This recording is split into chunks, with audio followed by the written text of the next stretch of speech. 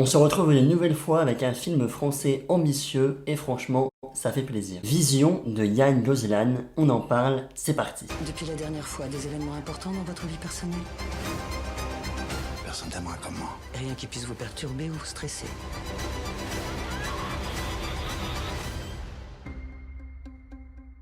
Le film nous raconte l'histoire de Estelle qui mène entre deux vols long courrier une vie parfaite avec Guillaume, son mari aimant et protecteur.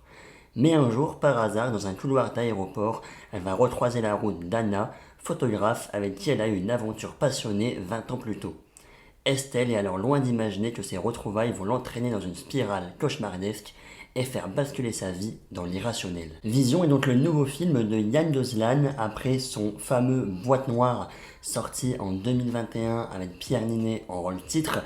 Je n'ai pas eu l'occasion encore de voir Boîte Noire et donc effectivement j'ai été voir Vision en ne connaissant pas vraiment la patte, on va dire, du réalisateur, et en sachant pas non plus vraiment de quoi le film allait parler.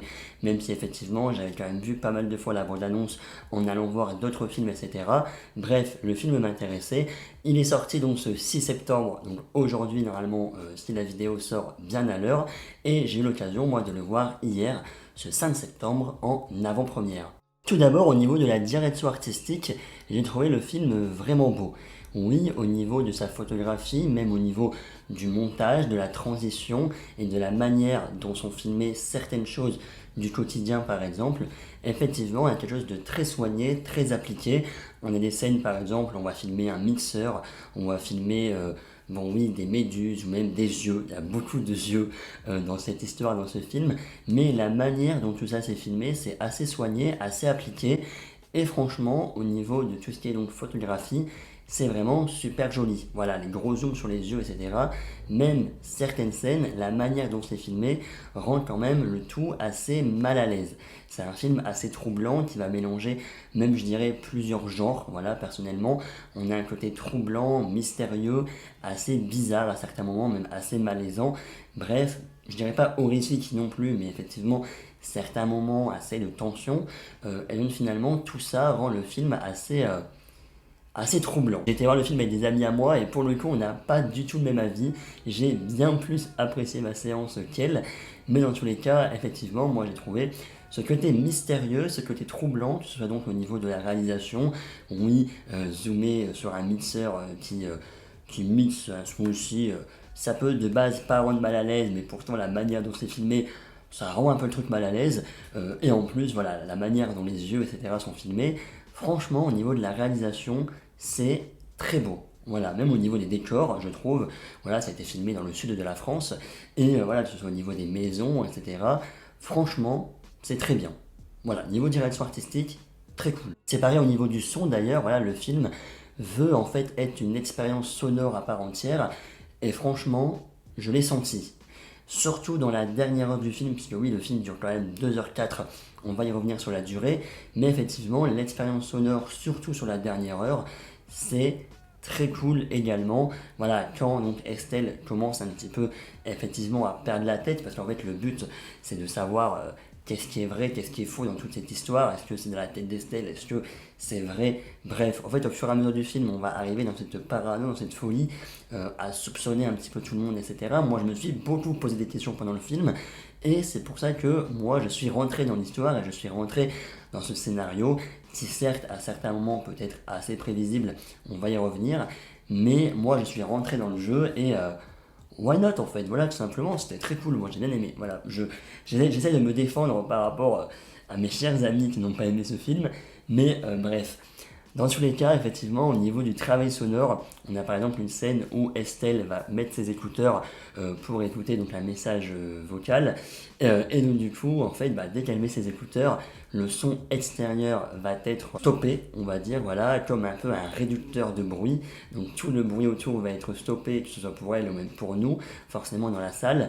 Et on va donc écouter son message vocal, puisqu'en fait, elle va essayer de retranscrire les bruits que le message vocal lui donne dans la vraie vie. Bref, quand vous verrez le film, vous comprendrez. Mais dans tous les cas, voilà, que ce soit ça, que ce soit même quand de temps en temps elle a ses oreilles qui sifflent, nous, oui, dans la salle, on va sentir ce sifflement, ce grésillement au niveau du son. Donc voilà, on a vraiment un travail sonore qui a été fait et on est immergé dans ce film, et c'est pour ça que, encore une fois, sur le niveau des images, de la réalisation, mais également du son, on a quelque chose de très bon. Honnêtement, j'ai beaucoup aimé toute cette partie, la forme du film, en tout cas, je l'ai beaucoup aimé. Sauf peut-être effectivement la durée du film. Je trouve que le film met un petit peu trop de temps à mon goût à démarrer.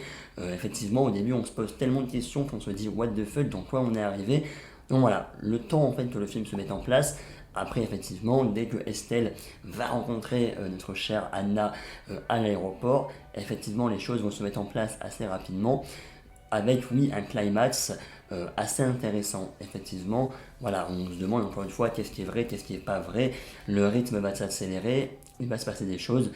Effectivement, au niveau du scénario, comme je disais, peut-être certaines choses assez prévisibles, mais aussi certaines choses au niveau facilité scénaristique et incompréhension.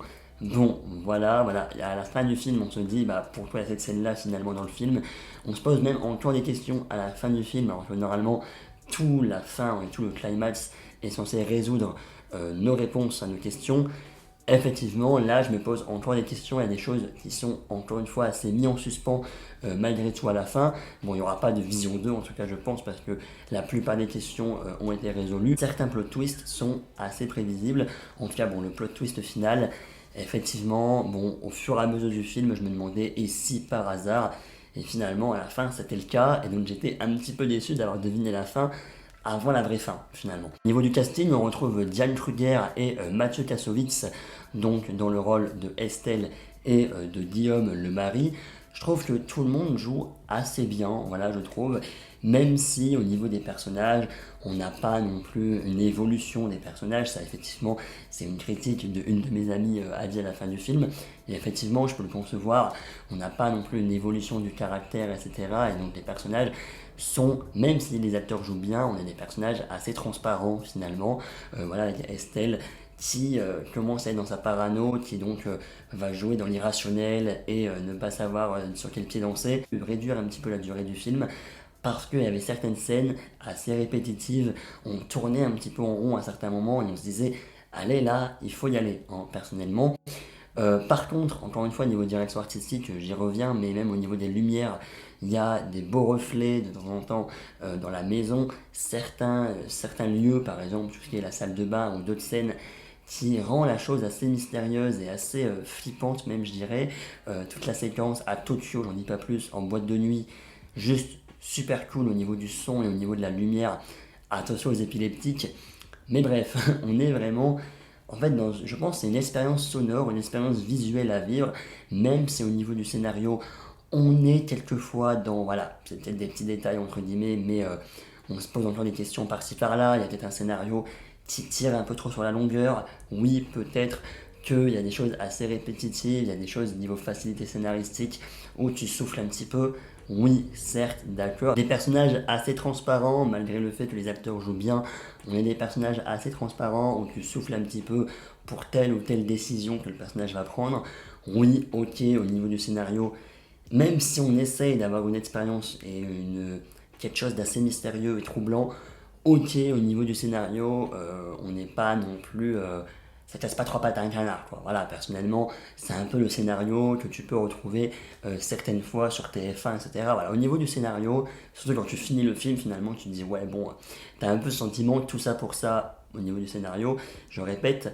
Mais voilà, tout ce qui est le son, tout ce qui est l'image, tout ce qui est même des zooms de temps en temps, que ce soit sur les mixeurs, que ce soit sur les ailes d'un avion, parce que oui, on parle quand même pas mal d'avions également dans le film. On pense que c'est un film sur l'avion et sur l'aviation, et pour autant non. Mais voilà, Estelle donc conduit des avions, donc on a pas mal de scènes également où elle conduit des avions, ce qui est plutôt sympathique, effectivement. On a donc des zooms sur les ailes d'un avion, des zooms sur un mixeur, beaucoup de méduses également. Bref, qu'est-ce qui est vrai, qu'est-ce qui est pas vrai, c'est quand même quelque chose de assez troublant, assez mystérieux. Et donc dans l'ensemble, j'ai passé un plutôt bon moment devant ce film. Je mettrai donc, je pense, la note de 7 sur 10, puisque oui, les défauts au niveau du scénario pêchent un petit peu au niveau de ma note, même si encore une fois, franchement, allez voir le film, ça mérite le coup. Je pense que ça mérite d'aller le voir au cinéma, surtout pour l'utilisation du son, voilà, qui est franchement très cool.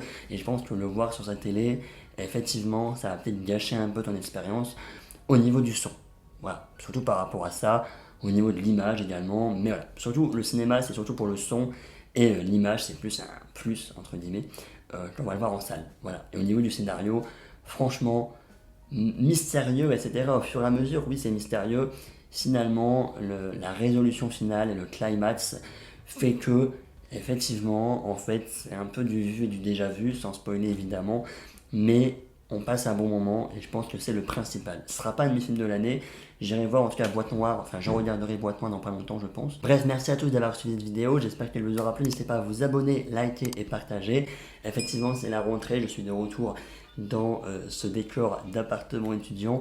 Oui, puisque cet après-midi, je retourne à mon université, ça y est, 3e année, ça commence. Mais effectivement, on va repartir, on va rejongler entre les études, les sorties ciné, les vidéos, également l'association Cinéverse. Bref, tout ça, ça va être en tout cas très cool. Pas mal de choses arrivent et ça fait plaisir. Déjà ce soir, j'ai une nouvelle sortie ciné. Ça va être très cool. À la prochaine pour une prochaine vidéo. On parlera encore une fois, je vous le dis, de One Piece Netflix. J'arrive à la fin de la série. On y arrive. La vidéo arrivera donc, je pense, ce week-end. Et on parlera également la semaine prochaine une nouvelle multi-critique avec 3 films et une série la semaine prochaine. Bref, merci à tous, à la prochaine, peace.